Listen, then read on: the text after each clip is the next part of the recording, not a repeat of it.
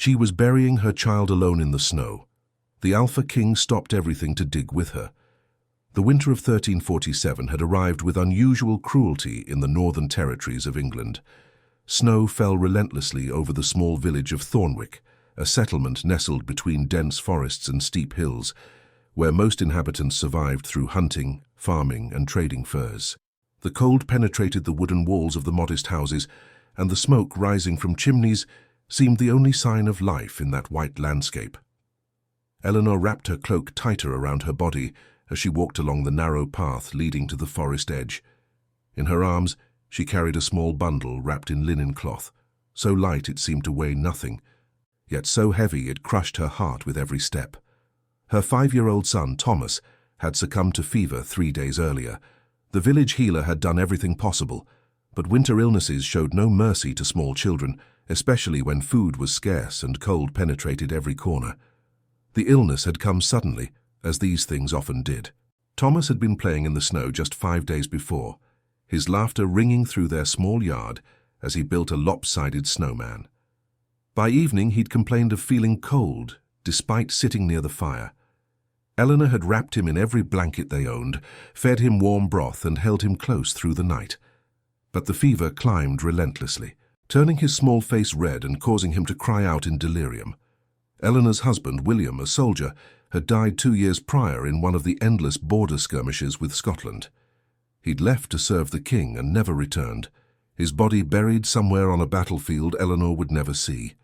Since then she had raised Thomas alone, working as a seamstress and occasionally helping in the village tavern. The work was exhausting and paid little, but it kept them fed and their small cottage warm enough to survive the winters. The other women in the village felt sorry for her, but pity didn't put food on the table or warm a house.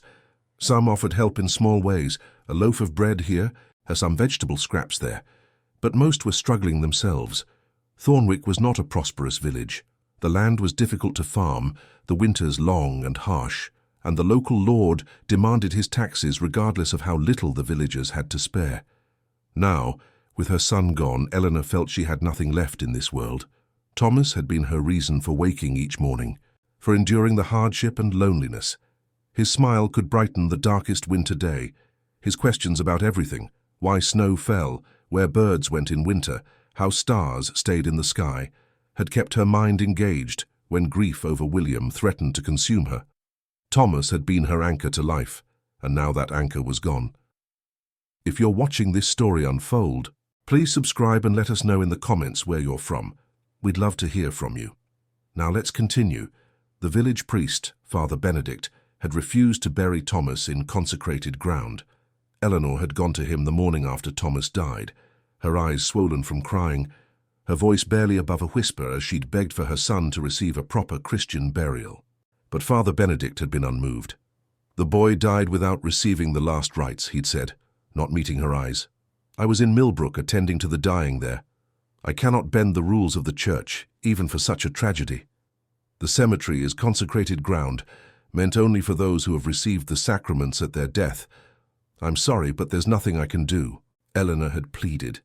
She'd offered the small amount of money she'd saved, barely enough to buy bread for a week, but everything she had. She'd fallen to her knees in the priest's modest rectory, her hands clasped in supplication. Please, Father, he was just a child. He didn't understand about sacraments. He was innocent. Surely God wouldn't want him left out in the cold. But Father Benedict remained inflexible. The rules were the rules, he insisted, and he couldn't risk the sanctity of the cemetery by allowing an unblessed body to rest there. He'd suggested she bury Thomas somewhere else, somewhere outside the village, and said he'd pray for the boy's soul. Then he'd essentially dismissed her, turning back to his books and his warm fire. Eleanor had left the rectory feeling hollow. The other villagers had heard about the priest's refusal. Gossip travelled fast in Thornwick, and their reactions were mixed. Some agreed with Father Benedict, nodding sagely and saying rules existed for a reason. Others looked at Eleanor with sympathy, but said nothing, unwilling to challenge the priest's authority. A few of the older women had whispered to her about places in the forest, where others had buried loved ones who'd been denied church burial, but their advice came with warnings about wolves and wild animals disturbing the graves. So Eleanor decided to bury her son herself in a place she knew Thomas had loved. There was a small clearing in the forest, perhaps a 30-minute walk from the village, near an old oak tree where she used to take him in summer to pick berries. The tree was massive, its branches spreading wide to create a natural shelter. In warmer months, wildflowers grew thick around its base, and birds nested in its upper branches. Thomas had loved that place. He'd climb the lower branches and pretend he was a knight in a tower, surveying his kingdom. "Someday I'll climb all the way to the top," he told her once, his small face serious with determination. "And then I'll be able to see everything, the whole world, Mother. I'll see where Father is, and I'll tell him we're doing fine, just fine." The memory made Eleanor's chest tighten with fresh grief. She'd never have the chance to watch Thomas climb that tree again, never hear his excited chatter about the birds he'd spotted or the berries he'd found. All she could do now was lay him to rest in a place where he'd been happy, where his spirit might find some peace. The walk to the clearing was difficult. The snow was deep, and Eleanor's old boots, worn thin from years of use, provided little protection against the cold and wet. She'd wrapped Thomas's body carefully in the best linen cloth she owned, the same cloth she'd been saving to make herself a new dress. That dress didn't matter anymore. Nothing mattered except giving her son a proper resting place. When she reached the clearing, Eleanor stood for a moment looking at the oak tree. Snow covered its branches, weighing them down, and the clearing that had been so beautiful in summer now looked desolate and forbidding. But it was still the right place. She could feel it. She set Thomas's wrapped body down gently at the base of the tree, positioning him carefully as if he were merely sleeping and might wake if jostled. Then she picked up the small shovel she'd brought, the same one she used in her modest garden, and began trying to dig. The ground was frozen solid. The first time the shovel hit the earth, the impact sent painful vibrations up Eleanor's arms, and the blade barely scratched the surface. She tried again, putting all her weight behind the strike, but achieved the same result. The winter had frozen the ground as hard as stone, and her small shovel was no match for it. Eleanor fell to her knees and began clawing at the earth with her hands, her desperation overriding logic. Her fingers, already numb from cold, scraped uselessly against the frozen soil. Within minutes her hands began to bleed as the rough ground tore at her skin, but she didn't stop. She couldn't stop. "Please," she whispered to no one in particular, her voice breaking. "Please let me give him this, just this. I couldn't save him from the fever. I couldn't afford the medicine the healer said might help. I couldn't get the priest to show mercy. Please, just let me bury my son, please." Tears streamed down her face, freezing on her cheeks before they could fall. Her body shook with sobs that came from somewhere deep in her chest, years of accumulated grief and exhaustion finally breaking free. She'd been so strong for so long. After William died, she'd kept going for Thomas. She'd worked herself to exhaustion, gone hungry so her son could eat, endured the pitying looks and whispered gossip of the village. But this was too much. She had nothing left. She didn't know how long she'd been there.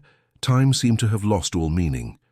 The sky was growing darker, and the snow continued to fall, covering Thomas's wrapped body with a thin white blanket. Eleanor's movements became slower, more mechanical.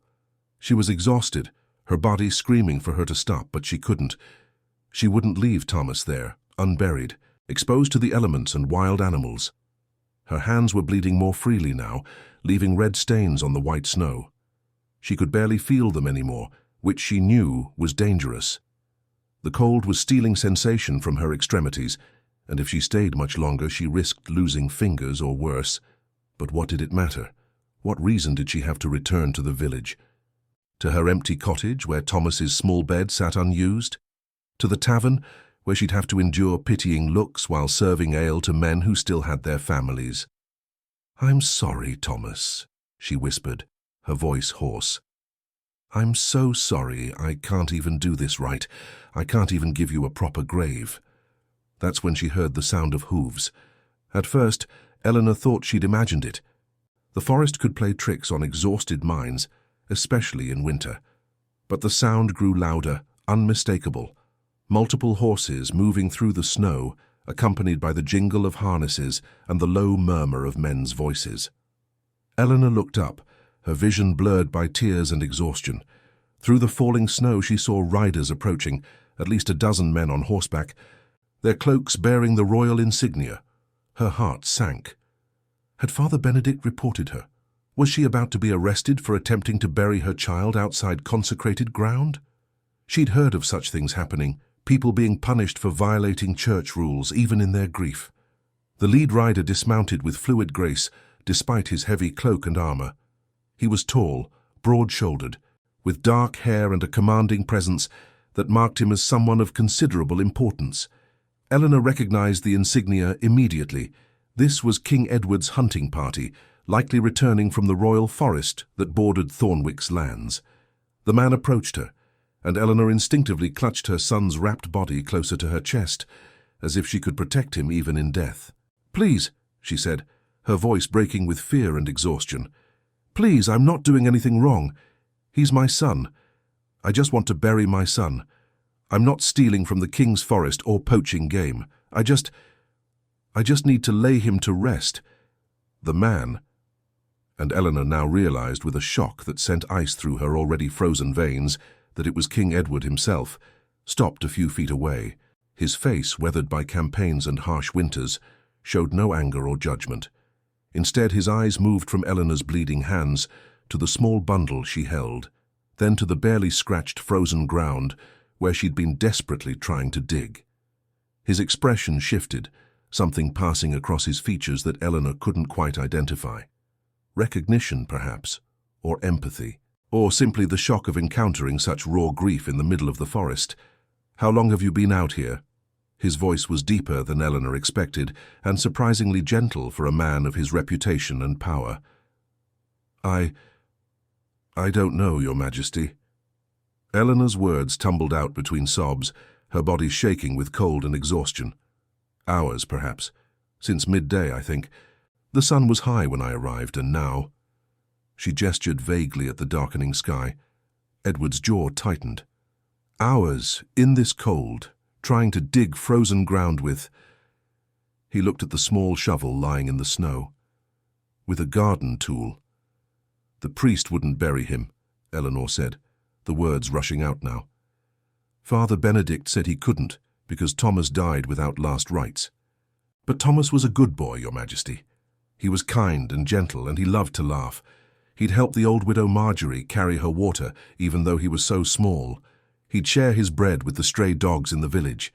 He didn't deserve to die from fever, and he doesn't deserve to be left like this. He doesn't deserve—" Her voice broke completely, and she dissolved into sobs again. Edward raised his hand, not in anger, but in a gentle gesture to stop her, to give her a moment to breathe. He turned to his men, his voice carrying clear authority. "Dismount, all of you." When some hesitated, looking confused at the order, he repeated more firmly, "Now everyone down from their horses." The soldiers obeyed, though their confusion was evident on their faces. They were used to following Edward's orders without question. He was known as a decisive and occasionally ruthless leader, but this situation was unlike anything in their experience. They'd been returning from a successful hunt, their pack horses loaded with deer and winter game, looking forward to warm fires and hot meals at the castle. This unexpected stop in a forest clearing, confronting a grieving peasant woman, was not part of their plans. Edward removed his heavy cloak, lined with fur and worth more than Eleanor earned in a year, and handed it to the nearest man. Then, to everyone's astonishment, Eleanor's most of all, he knelt beside her in the snow and held out his hand. "May I?" Eleanor stared at him, not understanding. The King of England was kneeling in the snow beside her, his fine clothes getting wet and dirty, his hand extended toward her. It made no sense. Kings didn't kneel to peasants. Kings didn't dirty their hands with common people's problems. "Your shovel," Edward clarified, his tone patient. "Let me help you." With trembling hands, still not quite believing what was happening, Eleanor gave him the small shovel. Edward examined it critically, then looked at the frozen ground. His expression hardened with determination, the same expression, his men would later recall, that he wore before a difficult battle. He looked back at his soldiers. "Sir William, bring the tools from the pack horses. We'll need pickaxes and proper shovels. The rest of you gather wood for a fire." This woman is freezing, and we'll need light soon. Move quickly. Your Majesty, one of the older knights, Sir Robert, protested carefully. We should return to the castle before full dark. The forest isn't safe at night. There are wolves, and bandits have been reported in the area. And you have obligations tomorrow. The French ambassadors are expecting— My obligation, Edward interrupted, his voice carrying unmistakable authority that silenced any further protest, is to ensure that a mother can bury her child with dignity. Everything else can wait. The ambassadors can wait. The wolves can find other prey. We're not leaving this woman alone in the forest to fail at an impossible task while her son lies unburied. He turned back to Eleanor, his expression softening. What was his name? Thomas, Eleanor whispered, her voice barely audible. His name was Thomas. Edward nodded solemnly. Thomas deserves better than frozen ground and a mother's bleeding hands. He deserves to rest properly, with people who care standing witness. He looked at the bundle in her arms. How old was he? 5 years. He would have been 6 in the spring. His birthday was in April when the flowers start blooming. He always said that was the best time for a birthday, because everything was being born again. Something flickered across the king's face. Pain, recognition, or perhaps memory of his own losses. I have a son about that age, he said quietly. Prince Edward. He's 5, turning 6 in June. I cannot imagine.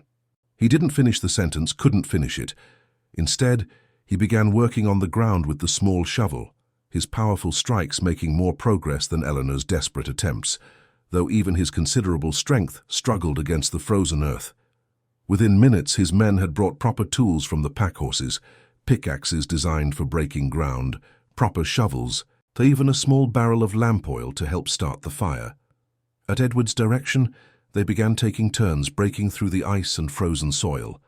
The king himself worked alongside them, his royal status temporarily forgotten as he swung a pickaxe with the practiced efficiency of a man who'd spent years in military campaigns, building siege works and fortifications. Eleanor watched in disbelief as the King of England and his elite knights labored to dig her son's grave. This wasn't happening. It couldn't be happening. These were men who commanded armies, who made decisions that affected thousands of lives, who lived in castles and dined on fine foods. And here they were in a frozen forest clearing, digging a grave for a peasant child. She wanted to protest, to tell them this wasn't necessary, that they didn't need to dirty their hands for someone like her and her dead child. But the words wouldn't come. Instead, she found herself guided to the fire by one of the younger knights, a man with kind eyes, who couldn't have been more than 20 years old. Warm yourself, my lady, the knight said kindly, using a term of respect Eleanor had never been addressed with before. We'll have this done soon. The ground is stubborn, but we've broken through the worst of it. He wrapped Edward's discarded cloak around her shoulders, the warmth of it almost painful after hours in the cold, and pressed a skin of watered wine into her hands. Drink this slowly. You're half frozen. As Eleanor sat by the growing fire, feeling slowly returning to her frozen limbs with painful pins and needles, she watched the remarkable scene before her. The king and his men worked in remarkable synchronization, as if this were a military operation rather than a grave digging. They took turns with the pickaxe breaking through the frozen layer, then switching to shovels to remove the loosened earth. Despite the hard labor and the unexpected nature of the task, no one complained or questioned the order. They worked with the same dedication they'd give to any of the king's commands. Edward paused in his work, his breath coming in visible clouds in the cold air, and approached Eleanor again. His face was flushed from exertion, his fine clothes now muddy and wet. His hands that signed laws and led armies, dirty with earth. He looked nothing like a king in that moment, and everything like a man who understood suffering. He crouched beside her at the fire. "Tell me about Thomas," he said. "What did he love to do?" The question caught Eleanor completely off guard. She'd expected many things from this bizarre encounter. Arrest, perhaps, or a lecture about proper burial procedures, or even just silent, dutiful completion of the task before the royal party hurried away. But not this. Not a gentle inquiry into her son's life, not an invitation to speak of Thomas as if he'd been important, as if his short life had mattered.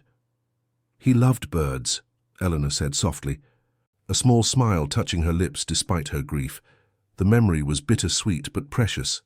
He could identify their calls even in the depths of winter when you couldn't see them.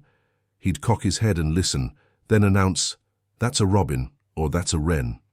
He was usually right too, and he'd make up stories about where they'd fly when the seasons changed. Grand adventures to warm lands where the sun always shone.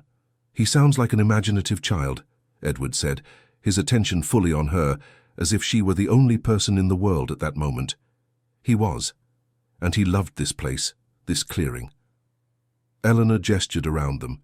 "We'd come here in summer and he'd climb that oak tree, not far up, just to the lower branches, but to him it might as well have been a mountain. He'd pretend he could see the whole world from up there. He said one day he'd climb to the very top and see where his father was, so he could tell him about all the things happening here." Eleanor's voice caught. "His father, my husband William, died when Thomas was 3. Thomas barely remembered him, just fragments, really. But he held on to those fragments like precious jewels. He'd ask me to tell him stories about his father constantly. What he looked like, how he laughed, what he said. I think Thomas was afraid he'd forget completely if I stopped telling the stories." Edward listened intently, and Eleanor noticed his jaw tighten slightly. "The border skirmishes?" he asked quietly. Eleanor nodded. "He was a foot soldier. He served loyally. He believed in his duty to the crown. I got word that he died bravely, that's all. No details about where or how, just that he was gone." She paused, then added, "I don't hold anger about it, Your Majesty. William knew what he was risking. War is war." "That doesn't make the loss easier," Edward said, and there was something in his tone that suggested he understood that truth personally. He stood and called to one of his men. "Sir Robert, do we have any of the wine left from our provisions?" "Yes, Your Majesty. The good wine from the hunt feast." "Bring it, and bread if there is any, and the dried fruit." And, as the grave grew deeper, the men had broken through the frozen layer now and were making steady progress in the softer earth beneath. Edward returned to Eleanor several more times. Each time, he asked another question about Thomas. His favorite foods, honey cakes and apples. His fears, thunderstorms and the dark. His dreams, to become a knight and serve the king, just like his father. "He'd practice with a stick sword in our small yard," Eleanor said, her voice wavering between laughter and tears at the memory. "He'd make me watch his training and tell him if his form was good. I didn't know anything about swordplay, of course, but I'd praise him anyway. He was so serious about it, so determined. He'd say, 'When I'm big enough, I'll protect you, Mother. I'll protect everyone.' He sounds like he had a brave heart," Edward said. "He was afraid of thunderstorms, though," Eleanor continued. "He'd crawl into bed with me when they came, even at 5 years old. But he'd pretend he wasn't scared. He'd say he was just keeping me company because I might be frightened, always trying to be brave even when he was terrified." "That's the truest kind of courage," Edward observed. "Being afraid and pushing forward anyway. That's what I try to teach my own son." Eleanor looked at the king with new understanding. "You think of him often? Your son?" "Every day, every moment I'm away from him. I wonder if I'm missing something important. A word he learned, a question he asked, a moment when he needed his father." Edward's voice carried a weight of regret. "The crown demands much of my time. Sometimes I wonder if I'm failing him by being absent so often." "But you're here now," Eleanor said. "You stopped everything to help a stranger. Your son will hear about that one day. What better lesson could you teach him?" Edward smiled slightly, a sad but genuine expression. "Perhaps, though I suspect my advisers will consider this an irresponsible delay." He glanced back at the grave where his men were still working. "But some things matter more than schedules and diplomacy." As darkness fully descended, the men lit torches and placed them around the clearing, creating a circle of flickering light that made the scene almost surreal. The grave was finally deep enough, a proper resting place, dug with care rather than desperation. Edward himself helped Eleanor stand, her legs stiff from sitting by the fire, and together they walked to the grave's edge. "Before we lay him to rest," Edward said, "let's prepare him properly." He sent one of his men to retrieve something from the pack horses. The knight returned with a fine wool blanket, deep blue with silver thread. "This was meant as a gift for a minor lord," Edward explained. "Thomas has more right to it." Together they rewrapped Thomas's body, the linen cloth now surrounded by the king's blanket. Edward was gentle in his movements, treating the child's body with the same reverence he'd show a fallen knight. He produced a small wooden cross from his belongings, simple but well made, with clean lines and a small prayer carved into it, and placed it in Thomas's small hands. "Every soul deserves these rights," Edward said firmly, "regardless of what any priest declares." When Thomas was prepared, Edward and Eleanor together lowered the small bundle into the earth. Eleanor's hands shook as she released her final hold on her son, and for a moment she couldn't breathe, couldn't think, could only feel the unbearable weight of this ultimate goodbye. Edward placed a hand on her shoulder, steady and supportive. Then, to everyone's surprise, he began to pray. His prayer wasn't the formal Latin of church ceremonies that none of the common people understood. Instead, he spoke in plain English, his words simple but heartfelt, meant for everyone gathered to comprehend and share. "Lord God," Edward began, his voice carrying clearly in the cold air, "we commend to your care the soul of Thomas, son of Eleanor and William. He lived only 5 years in this world, but in that brief time, he brought joy and love to those who knew him. He dreamed of becoming a knight, of protecting those he loved, of climbing trees to see the whole world. He loved birds and stories and his mother's honey cakes. He was afraid of storms but pretended to be brave. He was, in short, a child, innocent, hopeful, and entirely undeserving of the suffering that took him." Edward paused, and Eleanor saw that his eyes were wet. "We ask that you welcome him into your kingdom with open arms. Let him run and play in eternal summer, where there is no cold, no hunger, no fever to steal young lives. Let him climb trees as tall as heaven and see all the wonders he dreamed of. Let him be reunited one day with his father William, who served faithfully and died bravely. And let him always know that his mother loved him with all her heart, that she fought for him until her hands bled, that she will carry him in her heart until she draws her last breath." The king's voice strengthened. "We also ask for mercy and comfort for Eleanor, who now must find the strength to continue living despite unbearable loss. Give her the courage to face each day, the peace to find moments of happiness again, and the certainty that she will see her beloved son again when her own time comes. Grant her the knowledge that Thomas's brief life had meaning, that he was loved, and that love never truly dies." "Amen," the gathered men echoed, their voices solemn.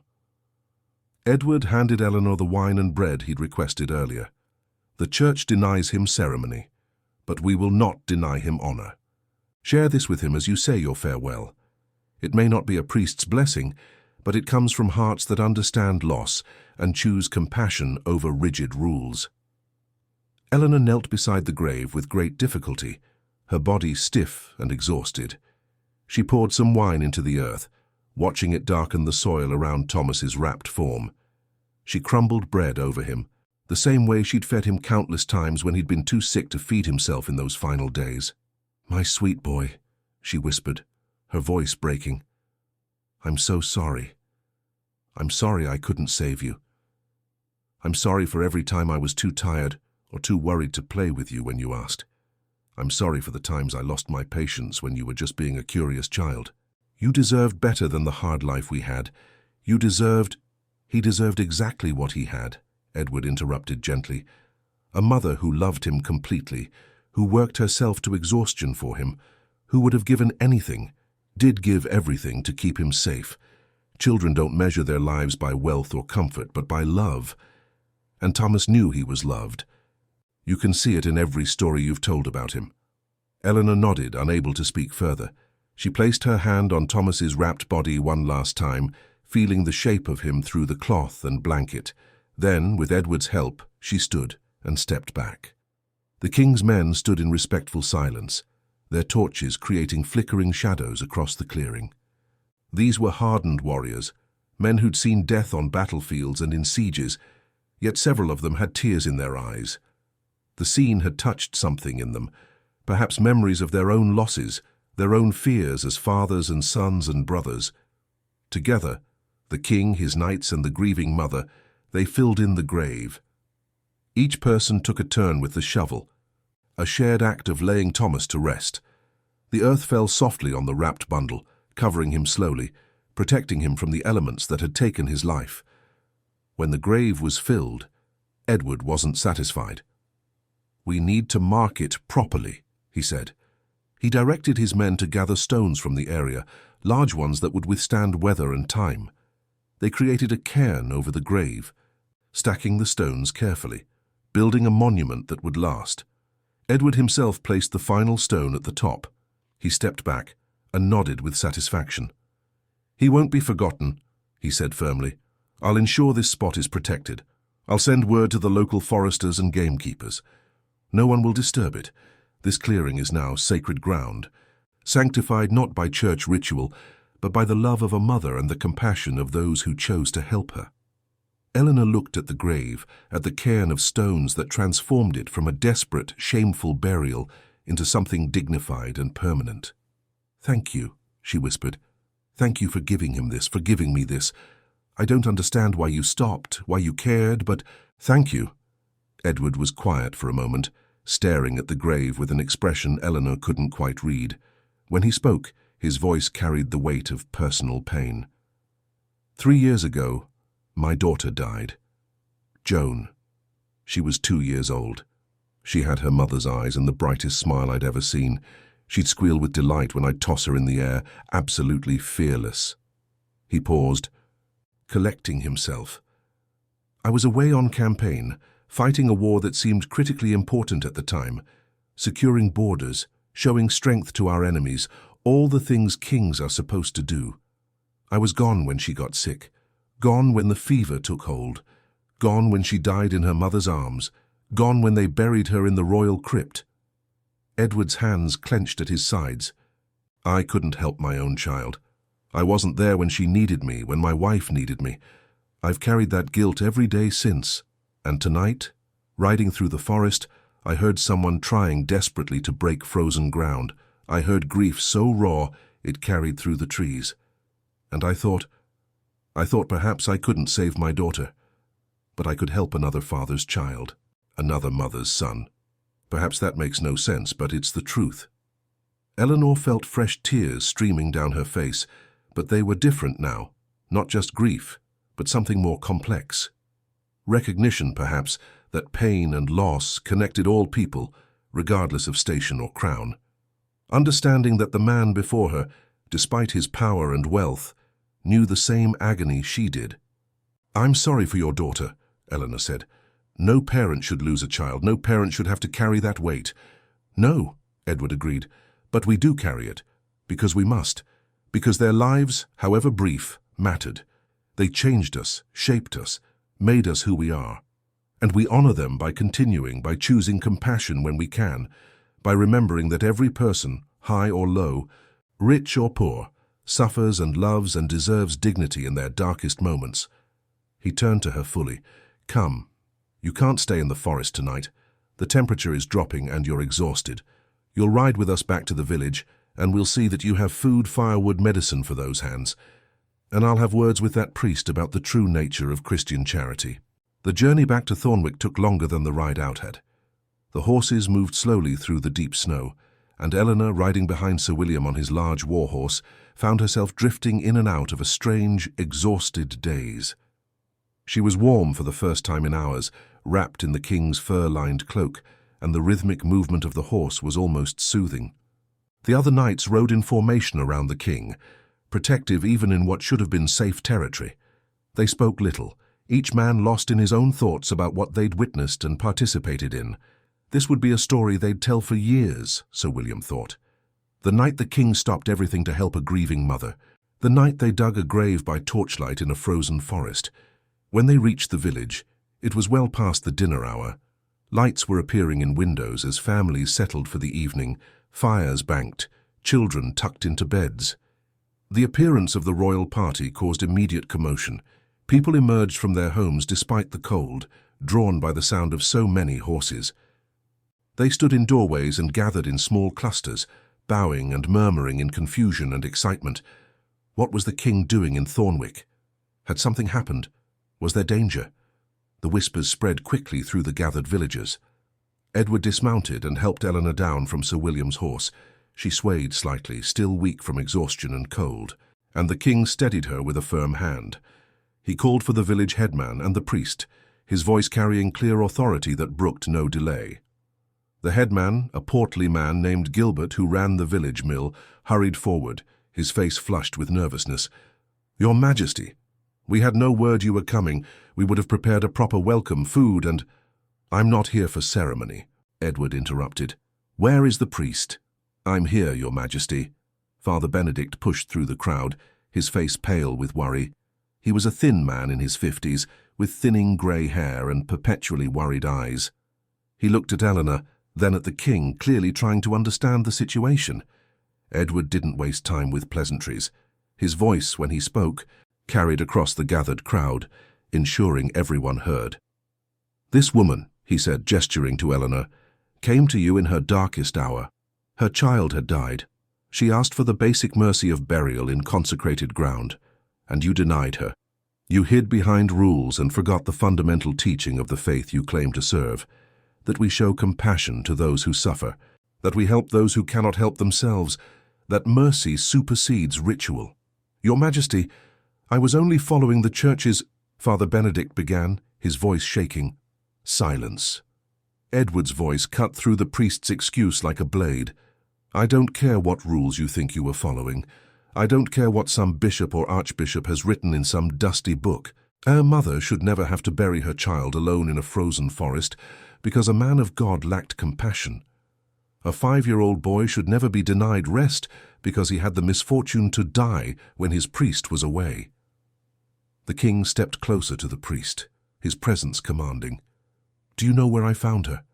Digging with a garden shovel at ground as hard as stone, her hands bleeding, her body half frozen. Because you turned her away, you who eat bread she helped bake, who drink ale she served, who benefit from the labor of people like her every day of your comfortable life. You turned her away when she needed you most." Father Benedict's face had gone from pale to red, shame and fear warring on his features. I deeply regret. I should have." "Your regret means nothing without action," Edward said coldly. "Here is what will happen. You will ensure that this woman wants for nothing this winter. Food, firewood, cloth, medicine, whatever she needs. You will personally see to it, taking from the Church's stores if necessary.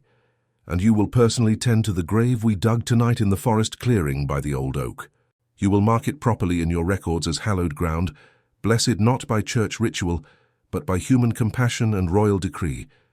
Is that understood?" "Yes, Your Majesty," Father Benedict whispered, his head bowed. "I understand. I will do as you command." "Furthermore," Edward continued, his voice still carrying to the gathered crowd, "I am issuing a new royal decree. No priest in my realm may deny burial to any child under the age of 10, regardless of the circumstances of their death. Children are innocent before God. They will not be punished for the timing of their death or the absence of ritual. Any priest who violates this decree will answer to me personally." A murmur went through the crowd, surprise, approval, and in some cases relief. More than one family in Thornwick had lost children over the harsh years, and the strict burial rules had been a source of pain for many. Edward turned to the village headman. "Gilbert, you will see that my orders regarding Eleanor are followed. I'll return in the spring, and if I find that this woman has suffered any neglect or cruelty, there will be consequences. Not just for the priest, but for this entire village. A community is judged by how it treats its most vulnerable members." Gilbert bowed deeply. "It will be done, Your Majesty. You have my word. Mistress Eleanor will be cared for." Edward nodded, satisfied. He returned to Eleanor one final time. The crowd parted to let him through, everyone watching this unprecedented interaction. From his saddlebag, he produced a leather purse. Eleanor could hear the clink of coins inside, more money than she'd seen in her entire life. "This should see you through the winter and well beyond," Edward said, pressing the purse into her hands. "Use it wisely. And this—" He removed a ring from his finger, a simple silver band engraved with the royal seal. "If you ever need help, Show this to any of my soldiers or officers anywhere in England. They'll know to assist you, and they'll know that assistance comes with my personal authority." Eleanor stared at the ring in her palm, overwhelmed. "Your Majesty, I can't accept—" "You can and you will," Edward said firmly but not unkindly. "Consider it payment for a lesson learned." At her confused look, he explained, "You reminded me tonight why I wear this crown. Not to wage wars, though sometimes that's necessary. Not to collect taxes or sign treaties or host foreign ambassadors, though those things have their place. I wear this crown to ensure justice and mercy prevail, especially when they conflict. To protect those who cannot protect themselves. To ensure that compassion, not rigid adherence to rules, guides how people treat each other." He glanced around at the gathered villagers, ensuring his next words carried to all of them. "Your son's death was a tragedy no parent should endure, but his burial will not be a source of shame or secret. He rests with honor now in a place he loved, protected by royal decree. And more than that, his story, your story, will help change how we treat grieving families throughout this kingdom. Thomas's brief life will have lasting meaning." With that, Edward mounted his horse. His men followed suit, forming up around him with the practiced efficiency of experienced soldiers. As they prepared to ride out, Eleanor called after him, her voice carrying through the cold night air. "Will you remember him? Will you remember Thomas?" Edward looked back, his expression solemn but kind. "I will remember. Every time I hold my own son, every time I'm tempted to choose convenience over compassion, every time I must make a decision that affects the lives of common people. I'll remember the mother in the forest, who needed help, and the boy who deserved dignity. That memory will guide me better than any counsel from bishops or nobles. And," he added, his voice softening slightly, "when I return in spring, I'll bring a proper marker for his grave. Something lasting. So that anyone who passes through that clearing will know that Thomas lived, that he was loved, and that he mattered. Every child's life matters, regardless of how brief or how humble. That's a truth I sometimes forget in the business of ruling. Thank you for reminding me." With that, the royal party rode off into the night, their torches blazing trails through the darkness, leaving Eleanor standing in the village square surrounded by neighbors who looked at her with new eyes, not with pity now, but with something closer to awe and respect. The weeks that followed brought changes to both Eleanor's life and the village as a whole. True to Edward's word, Father Benedict ensured Eleanor had everything she needed. The priest himself seemed changed by the encounter, more humble and noticeably more willing to show flexibility when villagers came to him with problems. He made the journey to Thomas's grave 3 times in the first week alone, ostensibly to tend it as the king had commanded, but perhaps also seeking some kind of personal redemption. He'd returned from these trips quiet and contemplative, and his sermons began to emphasize mercy and compassion more than rules and judgment. The village women, who'd kept their distance from Eleanor before, whether from awkwardness about her loss or subtle disapproval of her poverty, now included her in their gatherings.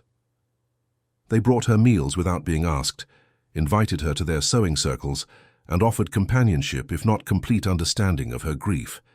Some did this out of genuine kindness, others because the king's attention had elevated Eleanor's status, but the reason mattered less than the result. Eleanor was no longer isolated in her grief. The story of what happened in the forest spread through Thornwick and beyond. Travelers carried it to neighboring villages, merchants to distant towns, and eventually it reached the ears of nobles and clergymen throughout the region. Reactions were mixed. Some praised Edward's compassion. Others quietly criticized what they saw as undermining church authority, but no one could deny the power of the tale. In taverns and around hearthfires, people told and retold the story with various embellishments. Some versions claimed Eleanor was secretly a noblewoman in disguise. Others suggested Thomas had once saved the king's life in a past encounter. But when people asked Eleanor directly, she always corrected these fanciful additions. "The truth is more powerful than any embellishment," she'd explain, her voice quiet but firm. "The king helped us because it was right, because he remembered his own pain and chose to ease someone else's, because he understood that true leadership means serving those who need it most, not just those who can offer something in return. That's what made him a true king that night. Not his crown or his armies, but his willingness to kneel in the snow beside a stranger and share her burden. Eleanor returned to the grave often, especially during those first brutal weeks when grief felt like a physical weight pressing down on her chest. She'd sit by the oak tree, talking to Thomas as if he could hear her, telling him about her days, about the strange night when a king had stopped to help them, about the changes in the village. "Father Benedict has been better," she'd tell the grave during one visit, her breath visible in the cold air. He actually smiled at old widow Marjorie when she couldn't pay her church tithes this week, said they could wait until spring. "I think you'd like that, sweetheart. You always wanted people to be kind to each other." The purse of coins Edward had given her seemed impossibly large at first. Eleanor had lived her entire life counting every penny, making do with as little as possible. The idea of having enough money to not just survive, but to live with some comfort was almost frightening. She used it carefully, some for food and firewood, some saved for the uncertain future, some shared with neighbors who'd shown her kindness. She even commissioned a skilled woodcarver in the next village to make a small wooden bird, perfectly detailed, which she placed at Thomas's grave. It was made from oak wood matching the tree and carved to resemble a robin, Thomas's favorite bird. The carver refused payment when he learned the story, saying it was an honor to contribute to the memorial of a child honored by the king. In early spring, when the snow finally began to melt and the first hints of green appeared in the forest, Eleanor was tending to Thomas's grave when she heard horses again. Her heart jumped. Could it be? But she told herself not to hope. Kings didn't make return visits to peasant graves. That night in winter had been remarkable precisely because it was singular, unexpected, almost magical in its unlikeliness. But as the riders emerged from the trees, she recognized the royal insignia. This was a smaller party than before, just 4 riders, but one of them was unmistakably Sir William, the knight who'd helped her onto his horse that night. He dismounted and bowed respectfully. "Mistress Eleanor, His Majesty sent me to check on you and the grave. He wanted to ensure his orders had been followed and that you've been treated well." "They have been," Eleanor said, gesturing to the well-maintained grave. "Father Benedict has been here regularly. The village has been, kind, different than before." Sir William nodded with satisfaction. He gestured to his companion, a young man carrying a large wrapped bundle. "His Majesty also sent this. He said you'd understand its meaning." Eleanor's hands trembled slightly as she unwrapped the bundle. Inside was a beautifully carved wooden marker, much finer than anything she could have imagined or afforded. It was made from oak, of course it was oak, from Thomas's tree, and carved with exquisite detail by a master craftsman. On it was inscribed Thomas's name, his birth year and death year, and beneath that a simple phrase that made Eleanor's eyes fill with tears. "Beloved son. Honored by a king. May he fly with the birds he loved." Below the epitaph was carved an image of a bird in flight, its wings spread wide, soaring upward toward carefully carved clouds and stars. The detail was remarkable. You could see individual feathers, the curve of the wing, the sense of joyful movement. "He remembered the birds," Eleanor whispered, running her fingers over the carved image. "Thomas loved birds so much, and the king remembered." "His Majesty forgets nothing that matters," Sir William said gently. "He asked me to tell you something else as well. He's been thinking of Thomas when he sees his own son, Prince Edward. When the young prince asks questions or shows fear of storms or dreams of being a knight, the king thinks of your son and tries to be more present, more patient. He says Thomas's story reminds him of what truly matters." Together they placed the marker at the grave. It was perfect, catching the spring sunlight filtering through the oak's budding branches. The clearing, which had looked so desolate and forbidding in winter, was beginning to transform. The first wildflowers were pushing through the earth, tiny purple and white blooms that Eleanor recognized as Thomas's favorites. She planted more wildflower seeds around the grave, the same varieties Thomas had loved to pick in the summers. Bluebells and wood anemones, primroses and wild violets. By summer this place would be beautiful, alive with color and the songs of returning birds. As Sir William prepared to leave, Eleanor stopped him. "Please tell His Majesty something for me. Tell him that Thomas would have been so proud to be remembered by a king, and tell him that I pray for him and his family every night, that God keeps his children safe and healthy, that he never has to feel the pain I felt that night. And tell him that what he did, stopping to help when he didn't have to, that changed more than just me. It changed how people here think about mercy and kindness.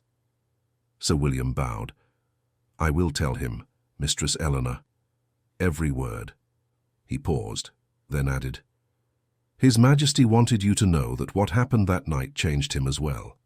He's drafted new laws about burial rites, as he mentioned. They're being implemented across the kingdom now. No priest can deny a proper burial to any child under 10, regardless of circumstances. Thomas's story, your story, is helping other families avoid the pain you endured. After the night departed, Eleanor sat by her son's grave for a long time, tracing the carved bird with her finger.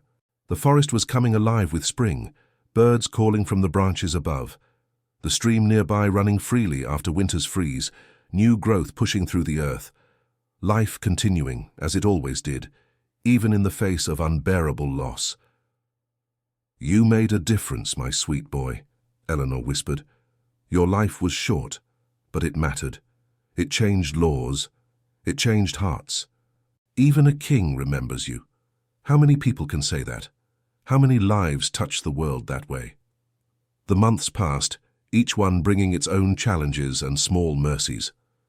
Eleanor found work helping the village seamstress, whose old hands struggled with the fine detail work. The money from the king meant she didn't desperately need the income, but the work gave her purpose and kept her hands busy when grief threatened to overwhelm her. She became known for her needlework, her steady hands creating intricate patterns on the clothing of wealthier villagers and occasionally on church vestments that Father Benedict commissioned.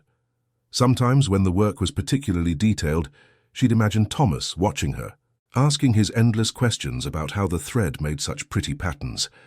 By midsummer, Thomas's grave was surrounded by blooming wildflowers, exactly as Eleanor had envisioned.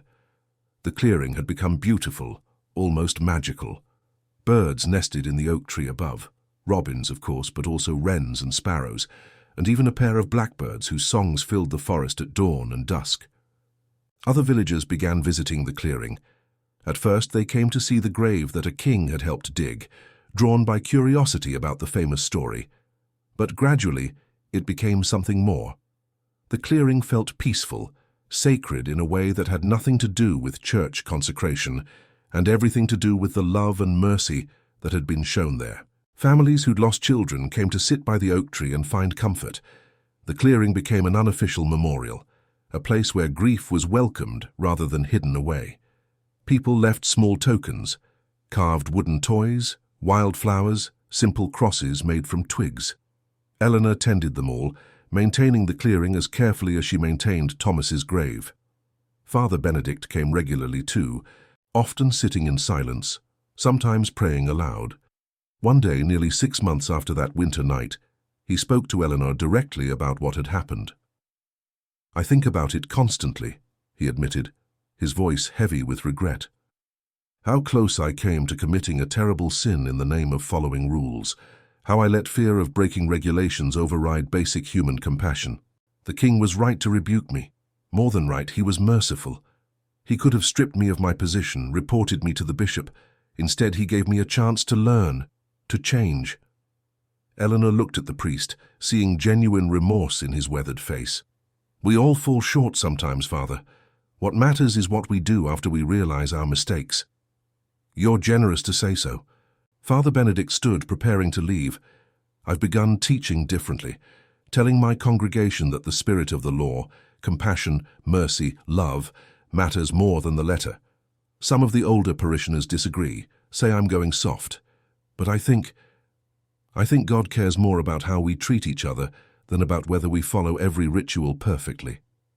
As autumn arrived, painting the forest in golds and reds, Eleanor received word that the king's party would be passing through the region again. This time, he'd requested specifically to visit Thornwick and the grave. Eleanor spent days preparing, cleaning the clearing meticulously, ensuring the flowers were tended, the marker polished. When Edward arrived, he brought not just his knights, but his young son. Prince Edward, a bright-eyed boy who was indeed about Thomas's age. The prince looked around the clearing with open curiosity, his hand firmly held by his father. "Is this where the boy is buried?" the young prince asked. "The one you told me about?"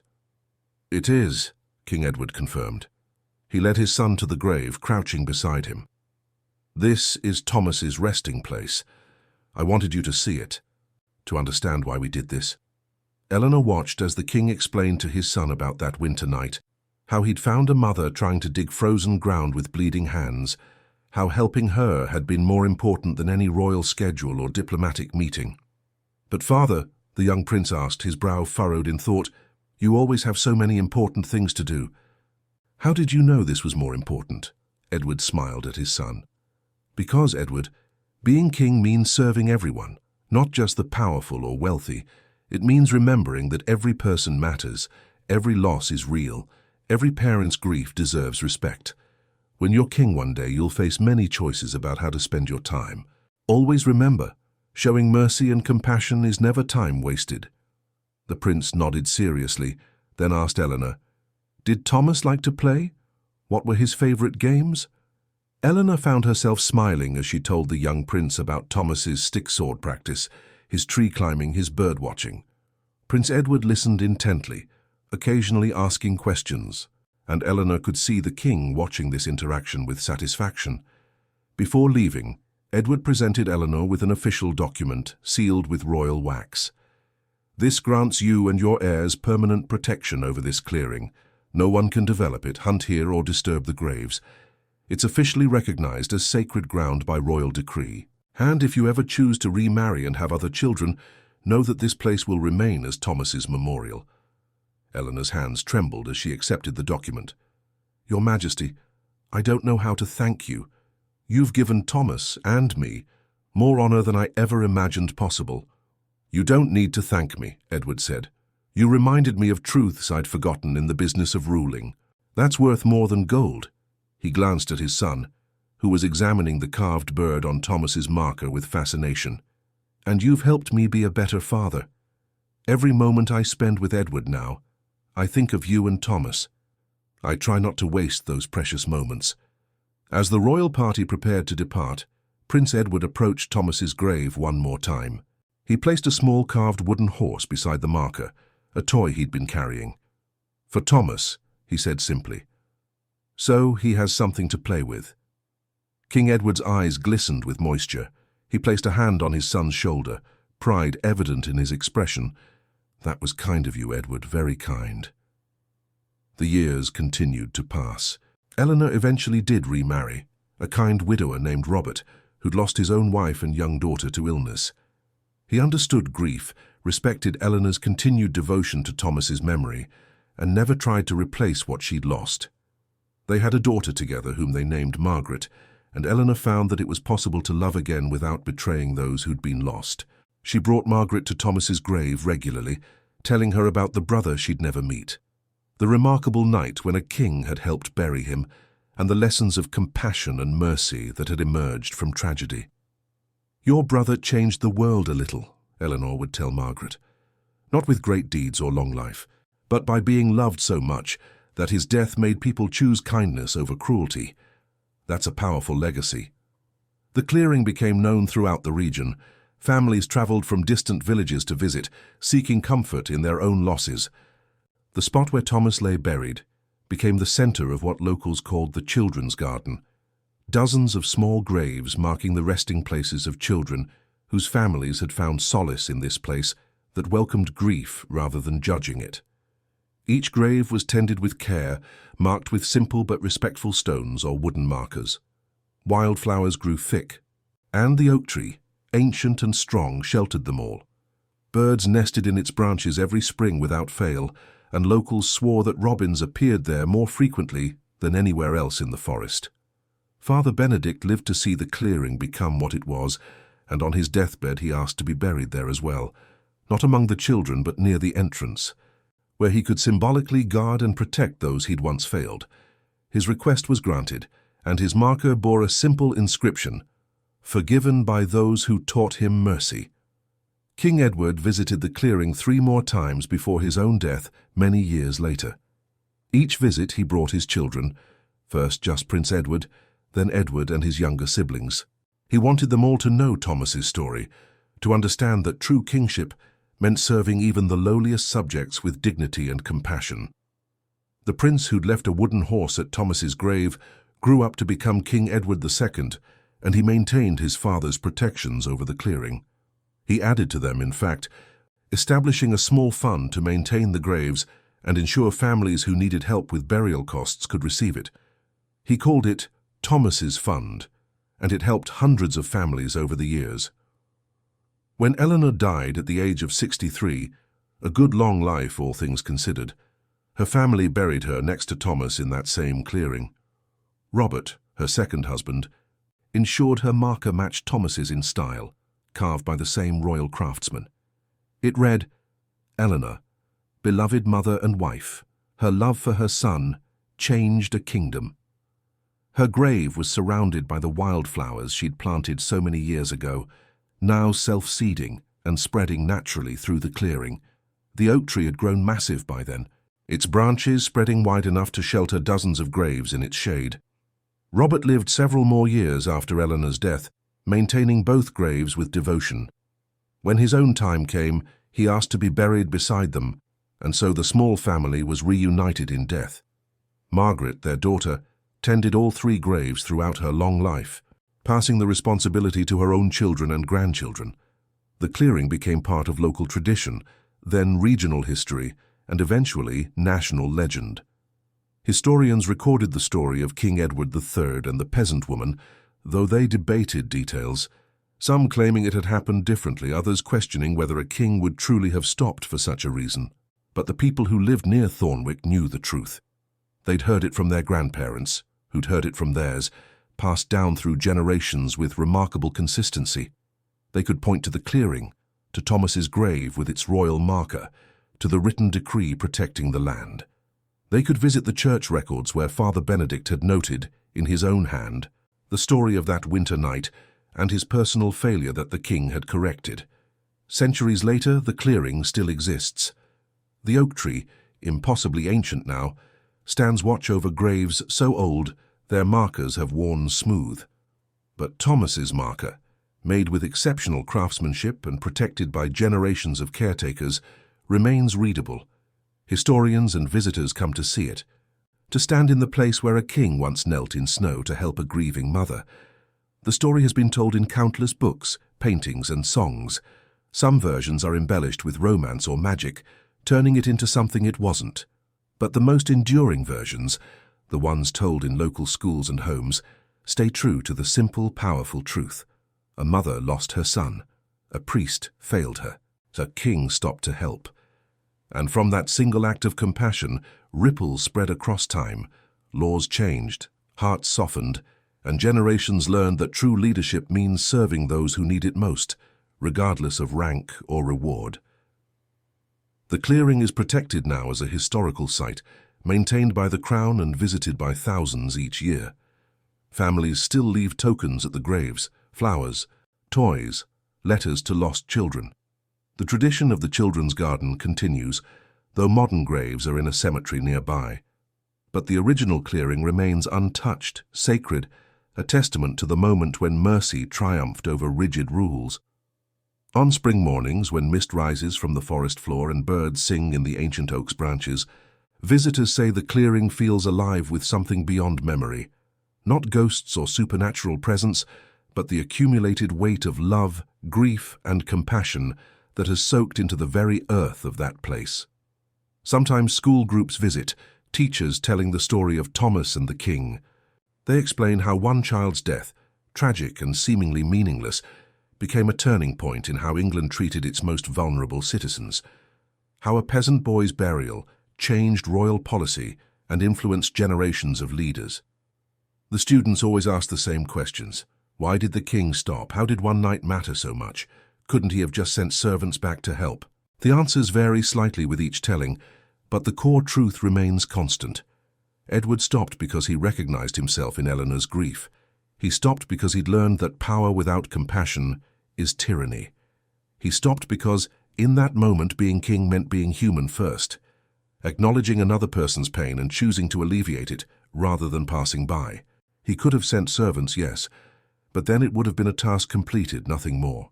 By stopping himself, by digging with his own hands, by praying in plain English rather than formal Latin, by treating Eleanor and Thomas with personal respect rather than distant charity, he transformed the moment into something sacred. He showed that every person, from king to peasant, shares the same fundamental humanity, feels the same grief, deserves the same dignity. That lesson, born in a frozen forest clearing on a winter night in 1347, echoes through the centuries. It appears in England's laws, in traditions of royal charity, in the way subsequent monarchs learned to balance power with mercy. It shows up in unexpected places, in how communities care for grieving families, in how churches approach burial rites, in how leaders are taught to remember that their decisions affect real people with real pain. Thomas lived only 5 years. He never became the knight he dreamed of being, never climbed to the top of his beloved oak tree, never grew old enough to truly understand the hardships his mother endured for him. But his brief life, and particularly his death, touched the world in ways most people never achieve in decades. His mother's desperate love, displayed in bleeding hands and frozen tears, reminded a king of his own humanity. That king's choice to stop and help rewrote the boundaries of leadership and compassion, and together, their story became a lesson that transcends time and place. In the clearing today, the ancient oak still stands, its roots spread deep beneath the earth, intertwining with the graves it has sheltered for centuries. Its branches reach toward the sky, home to countless generations of birds, robins especially, always robins, as if Thomas's spirit has some special claim on them. Visitors leave flowers, light candles, write notes to lost loved ones that they tie to the lower branches. The caretakers collect these notes periodically, storing them in archives, thousands upon thousands of messages of love and grief, creating an accidental record of how death shapes the living. And sometimes on winter days when snow falls softly through the trees and the clearing grows quiet, people swear they can feel echoes of that long-ago night, the sound of pickaxes breaking frozen ground, the flicker of torches against falling snow, the murmur of prayers spoken in plain English, the weight of shared grief transforming into shared purpose. These are just stories, perhaps, imagination filling in historical blanks, but they persist because the truth at their core persists. Love matters. Compassion matters. The choice to stop and help, even when inconvenient, even when no one would blame you for passing by, that choice matters most of all. Thomas never knew he'd become a symbol. Eleanor never imagined their story would outlive her by centuries. Edward couldn't have predicted that one knight's choice would define his legacy as much as any battle won or treaty signed. But that's how the most important moments often work. They arrive unexpectedly, demanding immediate choices with lasting consequences. We don't know which actions will ripple through time, which kindnesses will be remembered, which moments of grace will transform how others understand their obligations to each other. All we can do is choose compassion when the opportunity presents itself, help when we're able, recognize that every person's grief is valid, every loss is real, and every soul deserves dignity. Whether that soul lived 5 years or 95, whether they died with all the church's blessings or in circumstances beyond anyone's control. That's Thomas's legacy and Eleanor's and Edward's, not monuments or wealth or power, but something simpler and more profound. To the understanding that we're all connected by our capacity to suffer and our need for mercy. That when we help another person in their darkest moment, we don't just change their story, we change ourselves, and sometimes change the world. The ancient oak stands witness to this truth. Its roots drink from earth made sacred by love. Its branches shelter those who come seeking comfort. And in spring, when robins build their nests and sing their morning songs, locals still smile and say, "Thomas is happy today. His birds are singing." It's a simple faith, not theological or doctrinal, but rooted in the belief that love transcends death, that kindness echoes through time, and that a child who died in winter still somehow brings beauty to spring. Whether literally true or metaphorically meaningful, it sustains those who mourn and reminds those who lead. And that, perhaps, is the ultimate lesson. Not grand philosophical truths or complex moral arguments, but a simple story of a mother, a son, and a king who chose compassion over convenience. A story that continues to teach, generation after generation, about what it means to be fully human in a world that often feels cold and unforgiving. The clearing remains, the oak endures, the story lives on. And Thomas, who loved birds and dreamed of climbing high enough to see the whole world, in death, his story has traveled farther than he ever could have walked, touched more hearts than he ever could have met, and taught more about mercy than a lifetime of sermons could have conveyed.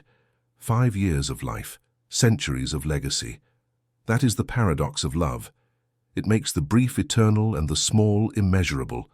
It transforms personal tragedy into universal truth and reminds us all that every life, no matter how humble or short, carries infinite worth.